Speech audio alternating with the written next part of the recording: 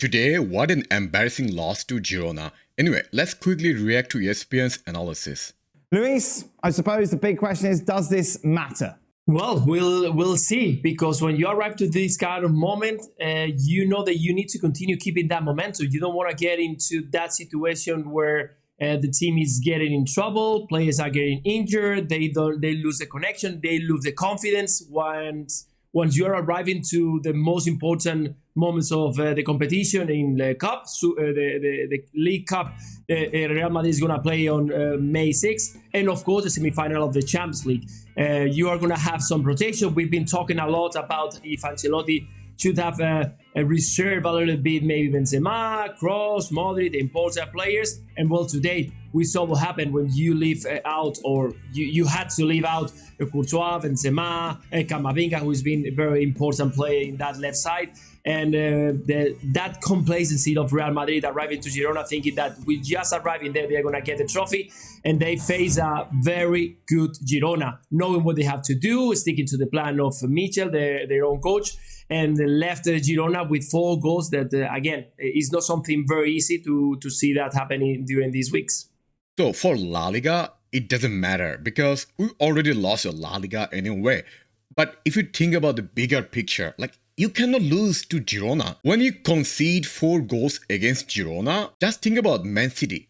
It's way difficult match, Man City game. Being said that, the motivation level among the players when they play against Girona in La Liga versus when they play in Champions League is totally different. So today, why Real Madrid was trashed by Girona? There are a lot of factors. First of all, the biggest factor what I have noticed today from our gameplay is that complacency. Most of our players weren't even trying to play. They're like, we're in holiday, we're just playing a holiday match, we don't want to be here, and as a result, we lost today. On the other hand, a lot of tactical setup didn't work pretty well. For example, Kroos, Modric at midfield and Kroos as a CDM, it didn't work pretty well. When you want to play as CDM, that player has to track back, has to help defenders, and Kroos is not the right person to do that. He doesn't have the pace. He doesn't have the aggression level. Also, as Benzema has to be rested because he got a little bit fatigued after last match, playing 90 minutes full. Rodrigo played as a center forward. I told you many times that Rodrigo as a lone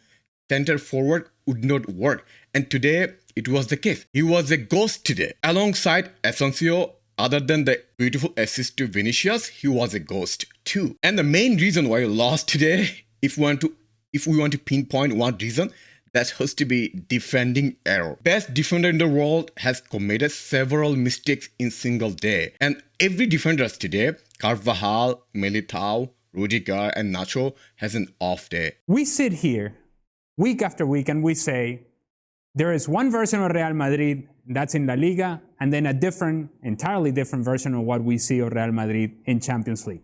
And some may say, well, that's lazy analysis. Maybe that's just convenient rhetoric, if you will.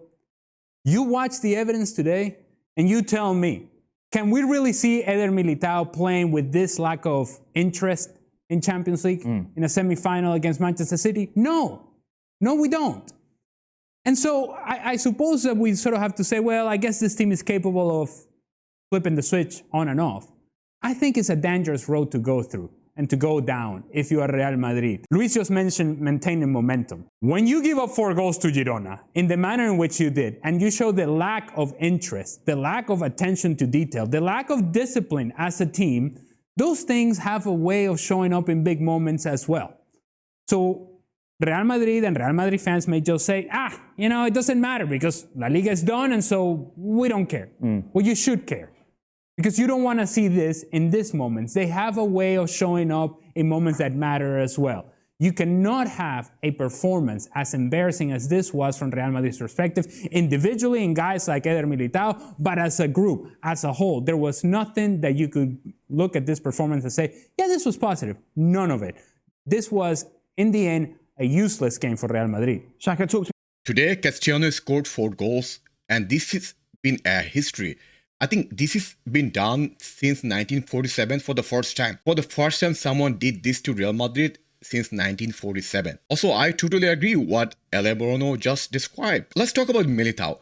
When a player just do one time mistake, one mistake, okay, that's understandable. People, they're also human, right? People can do mistake. However, given he was doing the same mistake again and again today, I can postulate that he did not have good night's sleep last night.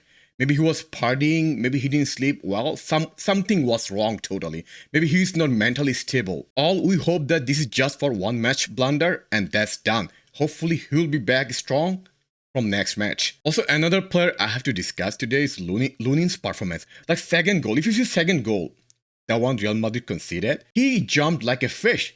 Like what he was doing, Lunin. At the same time, I'm not as concerned as Ale Marano for Champions League because that's totally different game, different preparation, different mentality, and different motivation level. We have seen our team plays in different gear when they play in Champions League. What about Vinicius Jr.? Vinicius Jr. is one of the brightest talents in world football. And I don't think that comes into much question. The issue for me around Vinicius Jr. is he is targeted, and he has become an easy target. Now, while I sympathize and while I have sat here and spoken about how often he's fouled and how he's treated and the need for protection, it's become far too easy to get under his skin. Now, there are some players in world football that are better when they're angry. For some reason, Diego Costa comes to mind. We were looking at Wolves play earlier. Vinicius Jr. is not that player. He is not the player you say, do not get angry, as you do with a Diego Costa, as example. And in this game, again, while you offer excuse for Vinicius Jr. in the past, and rightly so, I think in this one, what Girona did, maybe this incident apart, was foul him, but nothing overly egregious. They were fouls, they weren't yellow cards. I don't think they were enough to invoke some of the reactions you saw from Vinicius Jr. And it got him off his game. You're going to get fouled. When you're that good, you're going to get fouled. Accept it, move on. Again, there are times when it crosses the line, and I'll sit here and defend Vinicius Jr. in those circumstances. I didn't think that was the case today. They just got to him far too easily and put him off his best self. So I do agree that Vinicius was a little bit overreacting, a little bit overly aggressive, but at the same time, when you flip the coin, why he was overreacting? When Girona players were literally fouling him like rugby players, the referee was blind. He didn't do anything to protect him. So it's difficult for a young player like him to keep composure. At the same time, I have to agree with Shaka that he has to be better behaved. Importantly, today, the only positive for Real Madrid today was his performance. He's the only player who was trying to do something for the team. He was the only player who was trying to do dribble, to create chances. In fact, he's the one who scored the goal.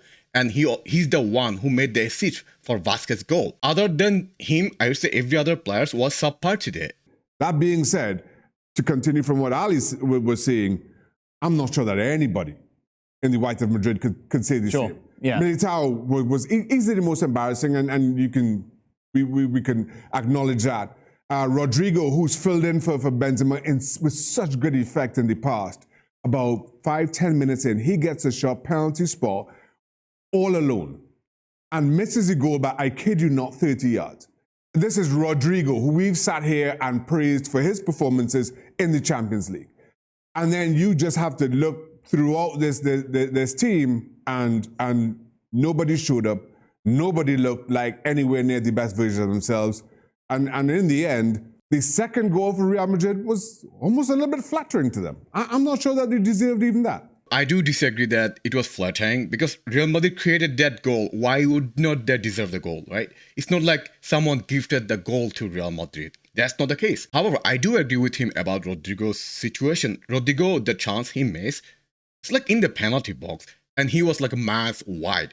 Like, how come you do that? Another important point about our tactics and lineup we have to discuss is Tchouaméni's place. Today, because as we are doing a lot of rotations and different things, Tchouaméni had to play, right? Why he's not playing? I have no idea. In my opinion, he should have started as a CDM. Also, in the forward, we have seen that Asensio can play as a center forward. He plays for a Spanish national team. Ideally, because he's the one who is better at shooting, in my opinion, outplay Asensio as a center forward and Rodrigo on the right side or right winger. Anyway, let me know your thoughts about today's performance.